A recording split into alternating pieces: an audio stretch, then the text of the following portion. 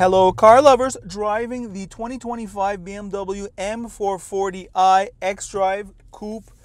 What to say about this vehicle? Well, I'm going to tell you right off the bat, I'm probably going to end up buying this car or a variant of it eventually, right? It's on the hit list. It's not going to be this year, but it certainly won't be in 4 years. I'm getting older. I'm 40. I turned 49 not long ago, and I should be getting one of these vehicles eventually, at least for my weekends. So that's pretty much what I'm going to be saving my money for as of now. First, an overview. The BMW 4 Series has had a mild refresh for 2025. LED lights refreshes the exterior styling along with a slightly refreshed front grille.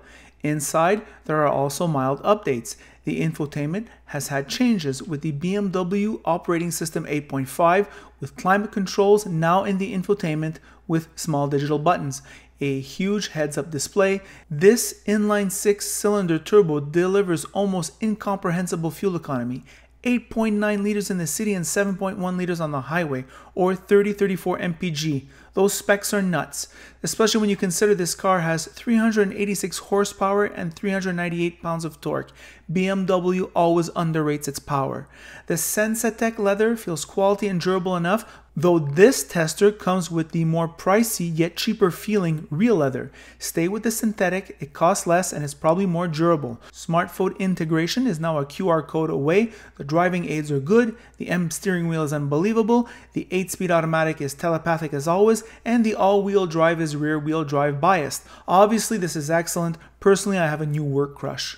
So we're back. That was an awesome overview. What to say about this vehicle on the road? How does it drive? How does it feel? Where does it fit? And what are its flaws? There aren't many. Because BMW just gets better. They always get better. They improve consistently. I am very bullish about BMW in terms of the German car makers because they have like this hustle, this let's not be complacent attitude. And I love that. And you can see and feel the hard work, and that and BMW is one of those companies. It's a bit like Toyota in the sense that they adapt, but they don't forget themselves. You know, they don't get caught up in the latest trend where they sacrifice everything else and they just go all in with the latest thing. You would think in 2025 or 2024, but car makers travel in time, 2024, that we would stop focusing on the combustion engine and we would only focus on the electric powertrain. All right, let's take a look at this. The exterior styling. All right, well, even though I love this car, we have to be objective. I think where this vehicle is the strongest is in its proportions, right? The rear wheel bulges, the way it kind of launches forward. There's like this stance, this forward-leaning stance that is classic, sporty, well done, well thought out. You're gonna love your car every time you walk up to it. You're gonna know why you spent all that money. It's charming. It's assertive. It's really and it's forceful. It's powerful. It smacks of competence too. The exception I would say to that is the front end. Now the front end looks bad in picture. I think I would call it okay in person. Others do better. How's that? Is that a fair enough assessment? Okay, there you have it. Now, if you can get over that, let's move on. We're gonna talk about this drivetrain now. And I'm gonna talk to you about the difference between an electric engine, electric motor I should rather say, and a gas-powered engine that has been worked on for decades and improved upon. And I'm talking a little bit about this transmission, this classic mechanical way of going forward. A good automatic transmission, electric cars don't have transmissions, right? Because they have one power range that's full, right? From 0 RPM to all the way to the end of the specifications of the electric motor. However, it's not the exact same way with an electric motor, with a gas engine, I should rather say, and that's why we have a transmission with gears.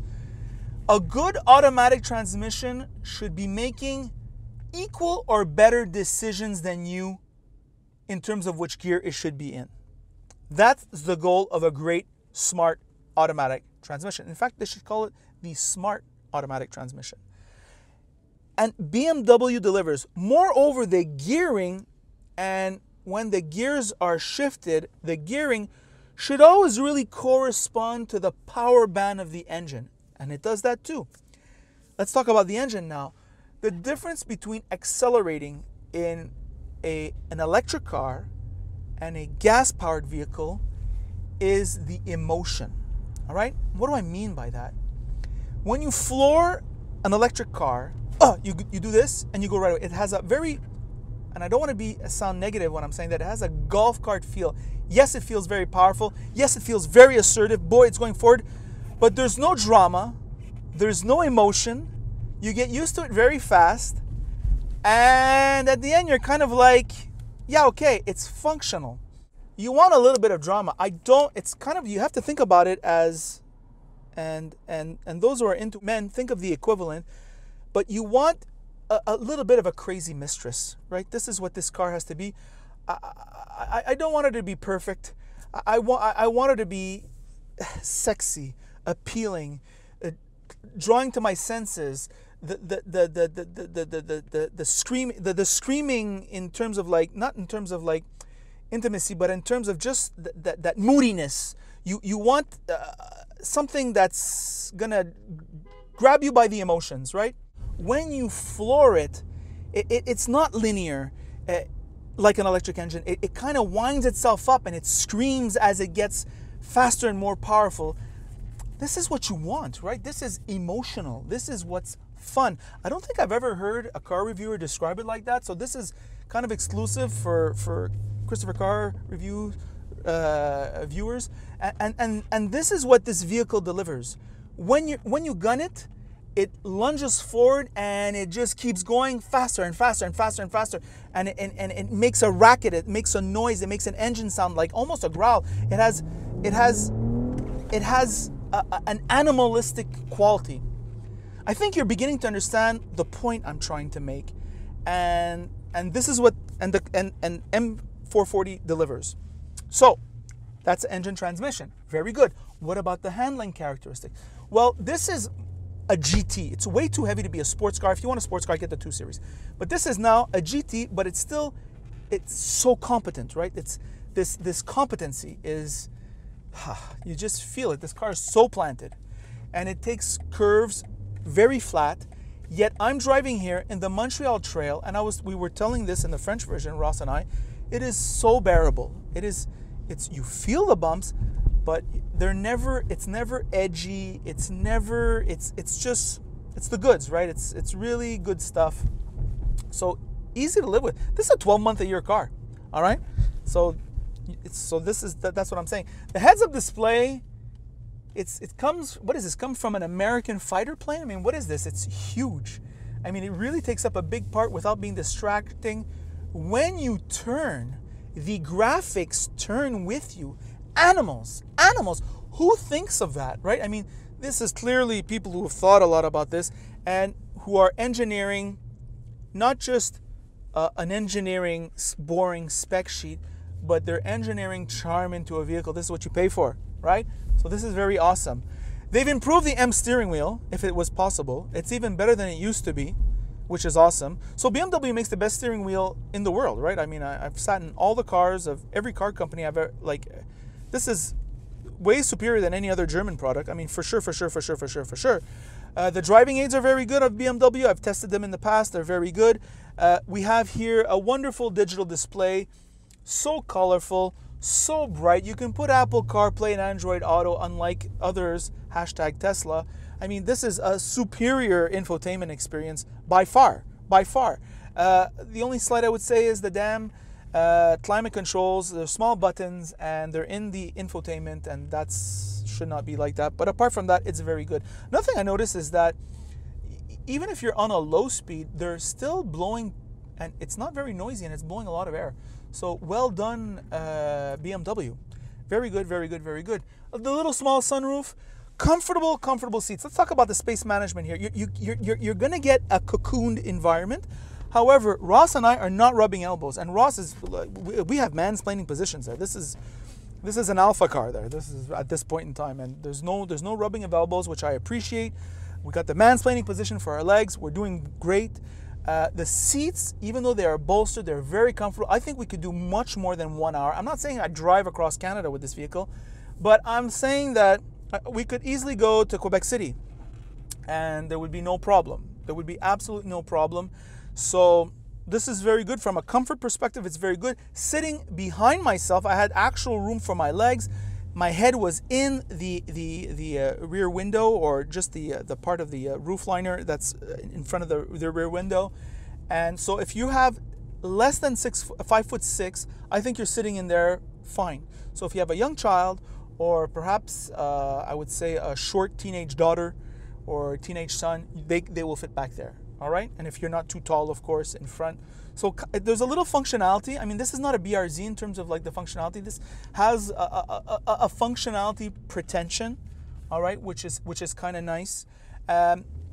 So that is that. Quiet on the highway, relatively quiet on the highway. I would say it's not whisper quiet, but I mean it's quiet enough. BMW, the quality of assembly is so good. The quality of the materials, this interior is so nice. I mean, BMW, I remember, my goodness, 15 years ago, BMW interiors they looked like shit compared to its competitors. And I know I owned one. I owned a 2010 BMW 3 Series, and I can tell you, it wasn't for the interior beauty that I bought it. It looks great. The materials quality is decent. Once again, best steering wheel, great seats. These interfaces, the clickiness, the haptic feedback from the different things, the different interfaces are just awesome. No one really does that better than BMW. I mean, they're just so good at it. The door pulls, when you pull on it, feels very quality. When you're adjusting the vents, they have like these knobs here. It has a very positive feedback in terms of like how they move. Like it's very smooth. It's very refined. So even on that, BMW's got you covered. They're animals, right? BMW are just animals. They work every angle, and that's just the way it is. That's just the way it is.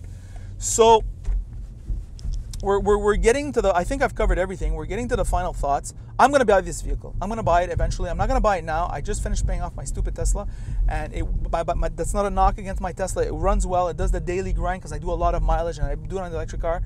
And my Acura TLX, it's going to my girlfriend.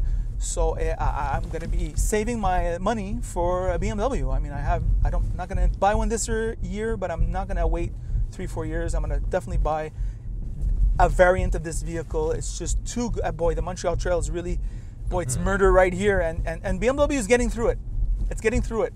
So yeah. So this is a keeper. I'm buying it. That's it. That's my recommendation. Could I be clearer? And that's my recommendation objectively and subjectively. All right?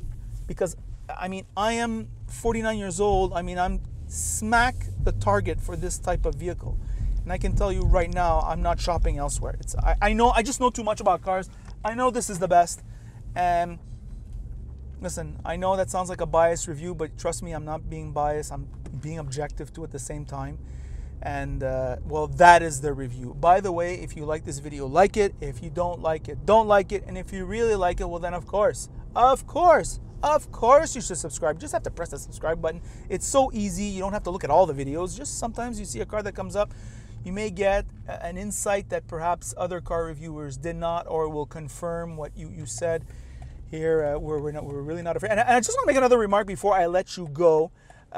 I think it says a lot that BMW lent to Ross, which we are a third-tier YouTube reviewing outfit. I am a total amateur. Ross is the professional, and I can tell you right now, there are some things I'm saying I can almost feel Ross wincing sometimes. But you know, BMW knows this about our channel, at least BMW Canada, and yet they are so confident in their product. They're lending us the 2025. It just came out for us to review.